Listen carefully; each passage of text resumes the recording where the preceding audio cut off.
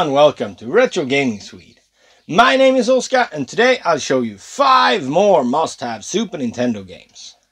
These are all some of the best games for the Super Nintendo and all are worth their asking price on online marketplaces, even if some of them might be a bit pricey, at least for a boxed version.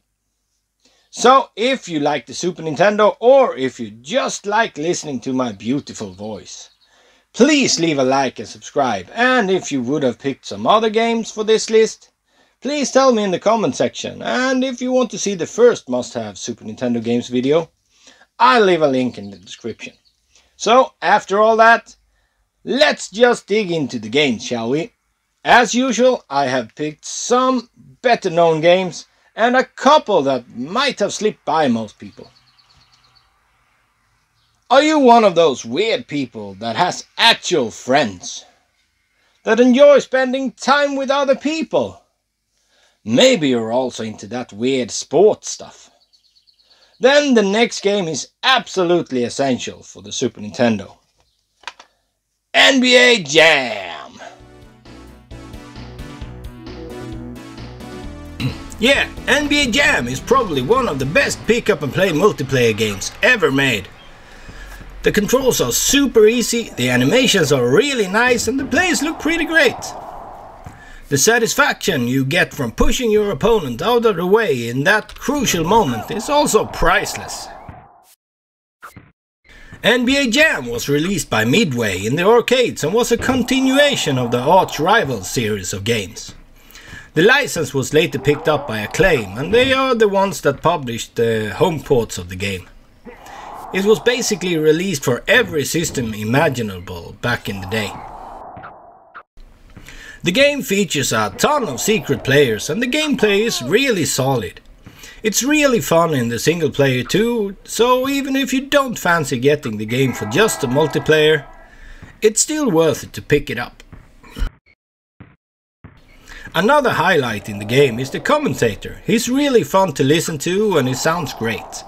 The computer player in your team also isn't a complete idiot most of the time, and it feels like he actually tries to position himself pretty smart most of the time.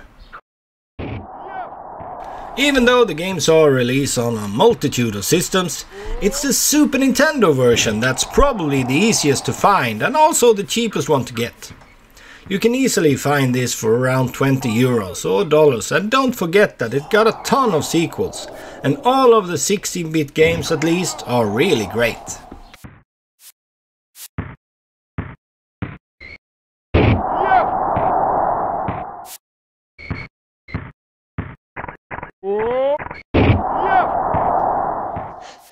So, are you fed up with your so-called friends by now?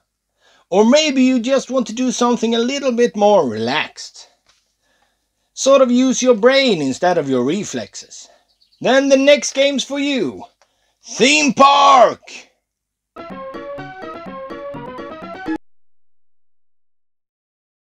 Yes, the original Theme Park game is a real treat on the Super Nintendo. Of course, it's about building a successful theme park. Research new rides and shops, build them, see your cash flow in, and once you've made enough cash, you buy a new park somewhere else and rinse and repeat. It's a really rewarding formula, and this is one of those games that once you start, you won't stop until the sun goes up and you're wondering where the last week went. I've spent countless hours playing this game.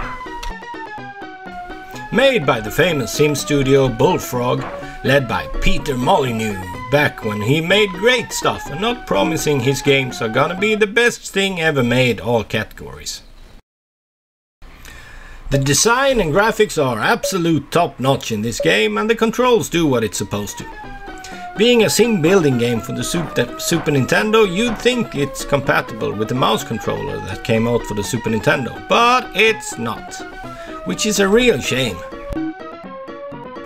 So, if you want a strategy sim building game for the Super Nintendo and you're tired of SimCity, Theme Park is a really solid buy and can be found for super cheap.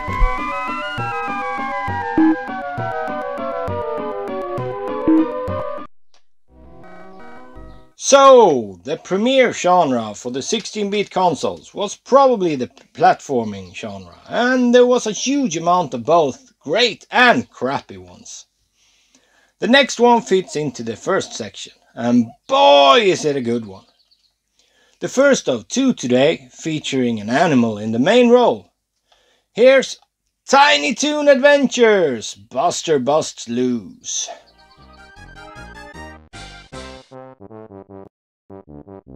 This game is really fun. The platforming feels great and the running and dashing mechanic is super fun. If you dash against a wall, you can often run up it, and as long as you keep your momentum going, you won't fall down. The graphics are also pretty great and capture the feels of the cartoons really well. The environments are a varied bunch and all are inspired by different movie genres. The first level is set in a school and the second one is in the Wild West, for example. Between levels you get to spin a wheel to determine what minigame you'll be playing. This is a really nice touch and really changes up the game a bit. It's also nice to see all the cast in nice 16-bit sprites. The music is also some really nice renditions of the memorable Tiny Toons theme, and most of them sounds amazing. So, if you want a really solid platformer that can be found for a pretty decent price and will probably make you smile a bit out of pure nostalgia, this is a really solid buy.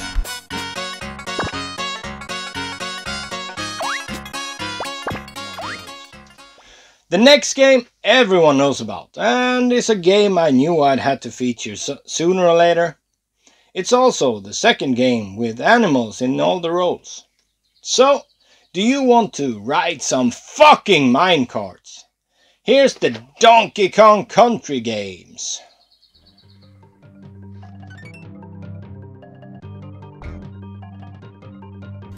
Yeah, Donkey and me sort of have a love-hate relationship. I've played the original arcade game a ton on pretty much every system available, and I really like these games too, but at the same time, these can be some of the most frustrating games you'll ever play. I mean, just look at this crap. Yes, they look absolutely stunning for a Super Nintendo game, and the sort of 3D stuff is awesome. The controls are fine and the environment's about kind of funny and sort of imaginative.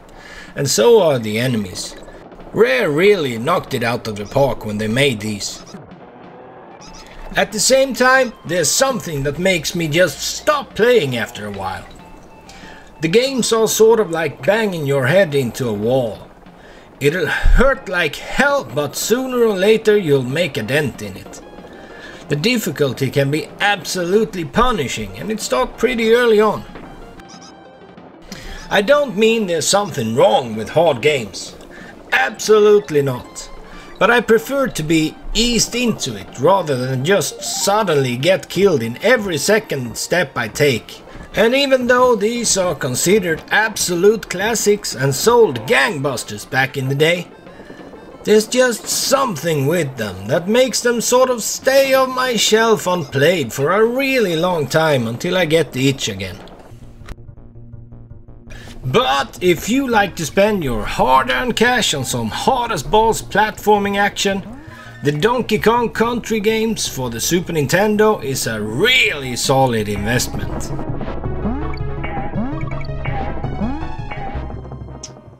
So, the last game of today's video? Yeah, what'll it be? Can you guess? This is, in my eyes, the only Super Nintendo game you'll ever need. Probably the best game for the console, and maybe the whole generation. I present to you Super Metroid.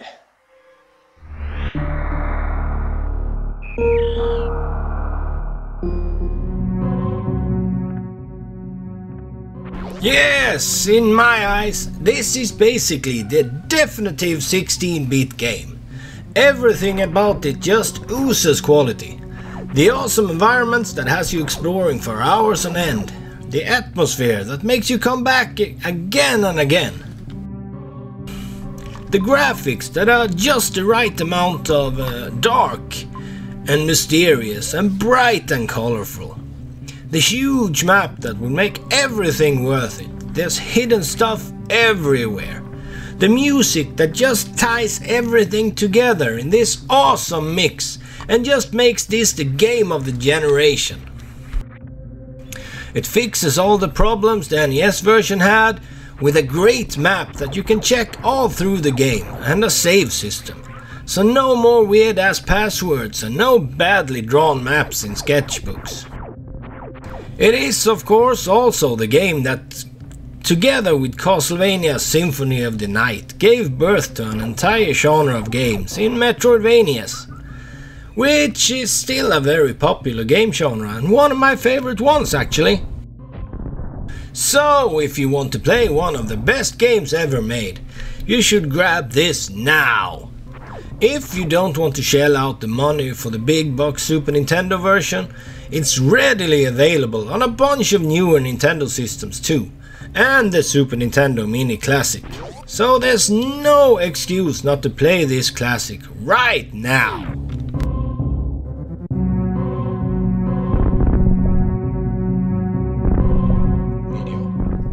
So that was my second must-have Super Nintendo games video. What do you think? Are there any games on there that you absolutely hate? Are you one of those weird sports people? Or maybe you just think I should have added some other games? Tell me down in the comment section, and don't forget to leave a like and subscribe when you're down there. I'm sorry about the late upload on this, but I hurt my back a few days ago and I haven't been able to sit down for a couple of days. But hopefully this video will make up for it. Anyways, I'm very grateful for you watching all the way through, and so now the only thing I have left for you is a very grateful goodbye.